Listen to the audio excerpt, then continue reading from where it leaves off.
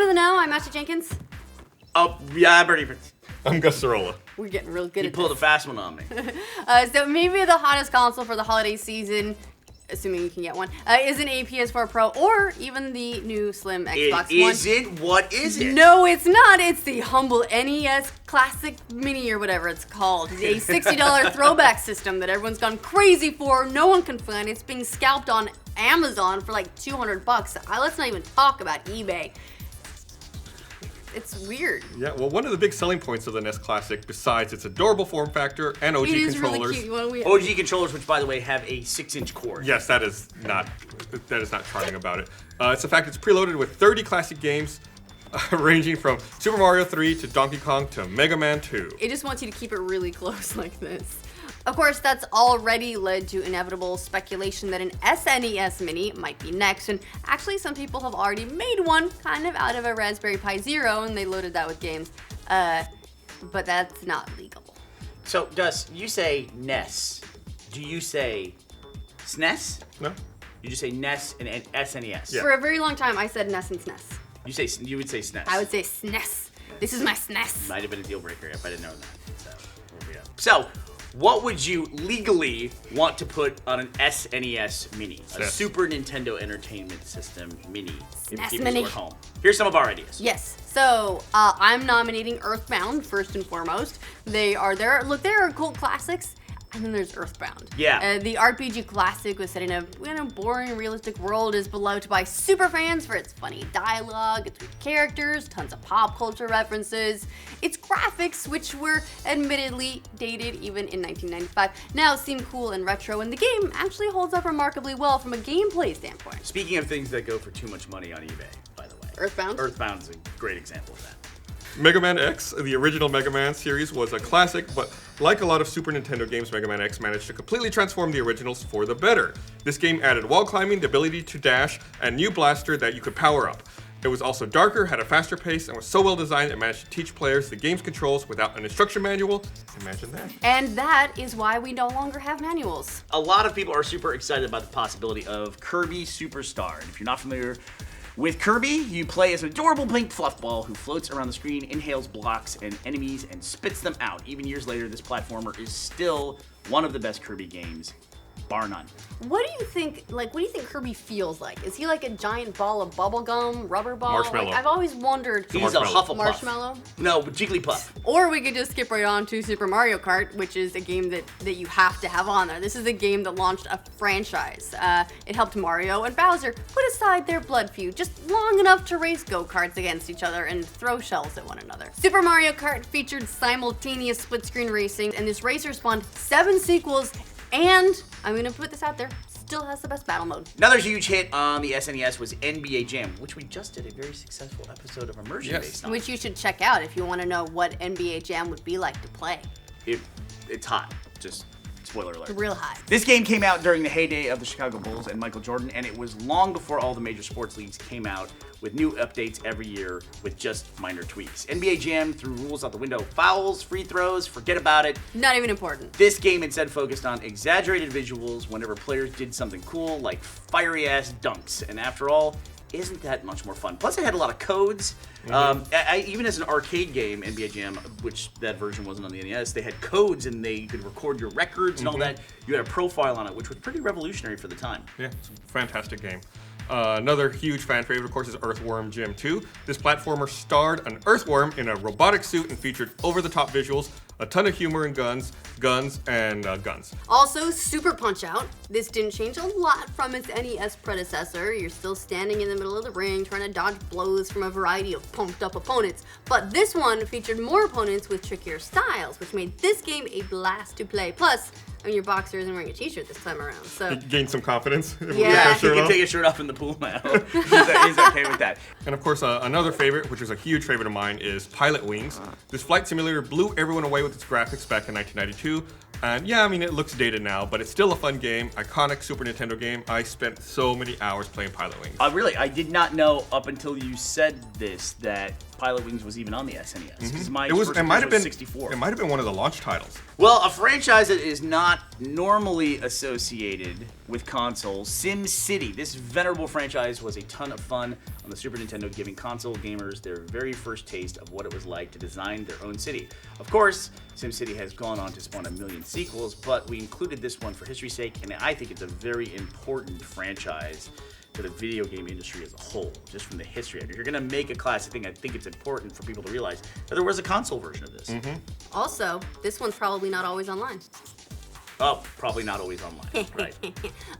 Killer Instinct is another good one, and that's another one that has since gone on to become something quite different. I mean, it's still a fighting game, but it's much more modern now with its seasons and everything. A lot of people may not realize how far back the franchise goes. And microtransactions. Yeah, that too. But along with Mortal Kombat and Street Fighter, Killer Instinct was the third part of the holy trinity of 90s fighting games. It actually stood apart from its rivals with an emphasis on combos, realistic graphics, and a whole bunch of cool characters. And a game I mentioned earlier, of course, ActRaiser. It was truly a unique combination of platform and city building, and it was developed by Enix. You play as a deity called the Master, trying to overthrow evil, rebuild your land, and amass followers. It was a unique mashup of genres that deserves a spot in Super Nintendo Pantheon. Well, going back to some of the original launch titles for the SNES and a sequel thereof, Super Mario World 2 Yoshi's Island. Super Mario World was a classic for the Super Nintendo, and its sequel showed off a new hand-drawn aesthetic and was the first time to feature Yoshi as a main character, not just some mount that you find in the middle of and then shoved down a forest. As the beloved dinosaur, you got to escort Baby Mario through 48 levels and reunite him with Luigi. But describing this game isn't doing it justice. As far as sequels go, Yoshi's Island is right up there with Godfather 2, that's a movie, and Empire Strikes Back, also a movie. Appearing in theaters. There's a prequel to it out right now. Also, gotta say Harvest Moon. I mean, I love farming sims, so I'm all about it. If you want to hang around all day on the farm, tend to your crops, this is the game that started it all. Are we talking about Stardew Valley? We're talking about what Stardew Valley was based on. Well, you played Harvest Moon. Prequel. Didn't they just put it out on a DS this year, didn't they? Yeah, there have been a lot of Harvest Moon games. This is like the original, and they've gone from the sprite graphics to pseudo 3D, and they've gone up and down in terms of overall quality. But Harvest Moon is a real classic. So another classic, if we're talking about the SNES Classic Edition, we have to mention the Metroid series and Super Metroid. Best Metroid. Was your favorite one? Oh, best one, yeah. I'm more partial to the GameCube version, I think, myself. Metroid Prime was because I'm pretty sure that's the only one I've ever played. Well, so wins by default. Like many Super Nintendo games, this one built on and improved much about its beloved predecessor. While Metroid was an alien-inspired trek through a hostile planet, Super Metroid took everything that made the first game great and multiplied it. With more detailed graphics, more complicated mazes to navigate, and more survival elements that predated horror games like Resident Evil. And of course, no list would be complete without Super Bomberman. It's one of the best party games ever, allowing you and your friends to blow each other up in a variety of entertaining ways. I love Bomberman. This game is a lot more complicated than meets the eye, as you travel a series of mazes and collect power-ups while trying to avoid getting blown to bits. Also made a nice return on Xbox Live Arcade. Really enjoyed the Bombermans when they brought them back, but Super Bomberman is something special. Also, Star Fox, this series hasn't even quite gotten the love it deserves these days. But Star Fox is one of my favorites, with a collection of fun animal pilots all coming together in an awesome third-person space shooter. And the controls actually let you slow down and speed up, which was unique for a rail shooter like this game at the time. It's one of the series that defined the Super Nintendo, really, and I'd say it deserves a spot in the lineup. Also, I mean, the hero's name is Fox McCloud. Like, what's not to love about it? You can do a barrel roll, too. Do a barrel roll. Equal to Guardians of the Galaxy. We also want to add F-Zero. Had to put this game on there, otherwise someone would probably murder us. Probably. F-Zero was one of those iconic titles for the Super Nintendo, combining insane visuals, high speeds, that still honestly looks really cool. I wish the F-Zero franchise would make a comeback. There's a lot of Nintendo properties that I wish would get new versions. And I have the responsibility of telling you about a game that I personally did not like, but that the team felt was really incredible.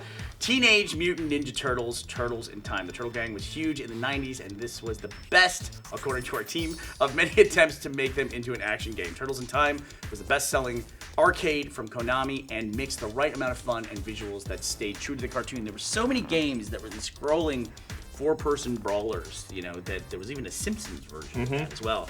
And I never really got into it. I mean, I like as a genre. I like Double Dragon, which was essentially, you know, not 4 people but 2 player. I just felt like those I played it in the arcade. I felt like it was designed to eat. It's a quarter sink. It was. Absolutely You were just is. designed Yeah. to pump quarters from that. And I saw it as a kid, and I was like, no. Also, Super Mario RPG, Legend of the Seven Stars. I like this one. This was the first role-playing game in the Mario series. Lots of firsts for Mario on SNES. It had radically different gameplay from its predecessors, and it was developed by Square. Again, this is pre-Enix, so you could even see some Final Fantasy influences mixed in with your Mario. For many, this was an all-time great. It mixed humor, beautiful backgrounds, and it was also, it was a unique new direction for Mario. Yeah, great game. And continuing the success of the Mario franchise, Super Mario All-Stars and Super Mario World. We don't think you can legally put out a Super Nintendo emulator and not include Super Mario World. The law comes for you. It was the launch title for the game. It introduced Yoshi to the world and to the franchise, and was a brilliant mashup of elements from previous Mario games. This was an instant classic, full of surprises, that still holds up to this day. And then a little while ago, we talked about Square, so we got to also mention Final Fantasy 2 and 3. First off, we know they're really Final Fantasy 4 and 6. We just saved you a comment. Please do not correct us. That's not- We're talking about they their will American release names. It's really just a cheap way to get both SNES Final Fantasies in there. Both are classics, and both are all-time greats for a venerable franchise. Mortal Kombat 2.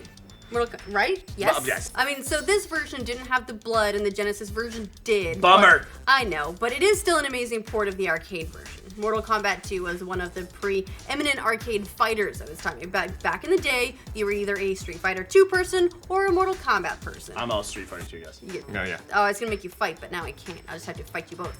But that mostly depended on how vigilant your parents were. Well, my parents weren't vigilant. say Just Street that? Fighter 2 was a better game. Well, I would agree with that. Street Fighter 2 was a better game. Mortal Kombat got a lot of press because of the violence in it and everything else, but the fact that they nerfed it so badly for violence on the Super Nintendo platform in particular, that kind of literally took the wind out of the sails of Mortal Kombat, I think, on a console. And the Genesis did have the blood, like you mentioned, but the Genesis controller was not great for fighting games because you needed 6 buttons, and you could move, you could customize it, the controller, which was really cool at the time as well. And you could send like your light punches and light kick up to the shoulder pads on the Super Nintendo. Really couldn't do that in the Genesis. They had to make a special controller for fighting. Yes, the controller was definitely. And when it came to consoles, controller was huge. Yeah. And of course, like I just said, Street Fighter 2 Turbo, along with Mortal Kombat 2, this game epitomized the early 90s fighting game, and most of its concepts can still be found in its descendants. Quarter circle turn plus punch, Hadouken. This game, I'm not doing the exclamation mark, I just said Hadouken. I did it for you. This game turned heads at the time for its graphics and made use of all of the Super Nintendo's 6 buttons, which was huge at the time. As we Suck it, previously Genesis. stated. All right, well, how can we possibly talk about the SNES and not talk about Donkey Kong Country 1 and 2? There were Such good games. many instant classic games on the Super Nintendo, and Donkey Kong Country was up there with the best of them. This helped pioneer the 2.5D aesthetic and combined great levels and gameplay with a super fun co-op mode that kept us all past our bedtimes for many hours. And of course, Chrono Trigger. This is almost worth the entire price of this hypothetical emulator, if you ask me. Chrono Trigger They're gonna make it. Yeah, they have to, right? Yeah. Chrono Trigger is a classic JRPG. It's full of time travel elements and party combat that were absolutely revolutionary back in the day. I feel like they helped define what JRPGs are now.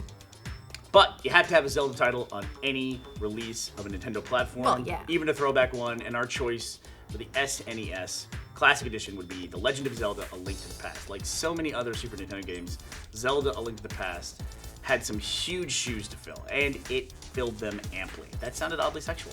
This game took the third-person overhead view and added some new features like running and smashing into things, which made a great game even greater. Throw in some amazing dungeons and enemies, and you've got arguably the best Zelda game in the series. Those best game in the are series. strong words, but I think a lot of people Arguably. would agree. A lot of people would agree. That's what the comments are for. Argue it Arguing. out. Work it out. Come to a conclusion. I'm sure that'll happen. And then let us know. Yeah, we'll have peace.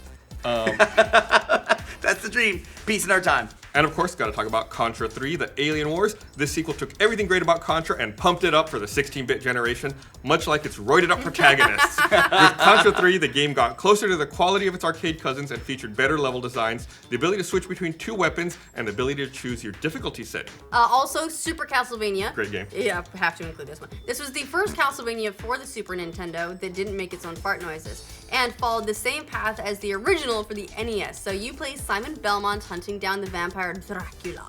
But this time, you're doing it in 16-bit graphics. It's based on a classic. It plays like a dream on the Super NES. All right, another title that we would love to see on the SNES Classic is The Secret of Mana. This was a top-down perspective game from Square that helped define a golden era for sprite-based action RPGs. While it wasn't as popular as Zelda: A Link to the Past, Secret of Mana has always had its fans for its epic plot and real-time battle system. Alright, so there are some of our nominations for an SNES Classic Mini Edition. Those are the games that we'd like to see, but let's be honest, there are so many games on the SNES that were fantastic. What other games do you think should be on it when it, let's be honest, inevitably comes out? And hopefully they make more than 200,000 of them. Right, this product has not even been announced, but you should probably pre-order it. So let us know your suggestions in the comments, and for more videos like this, make sure you like this video and subscribe to the Now.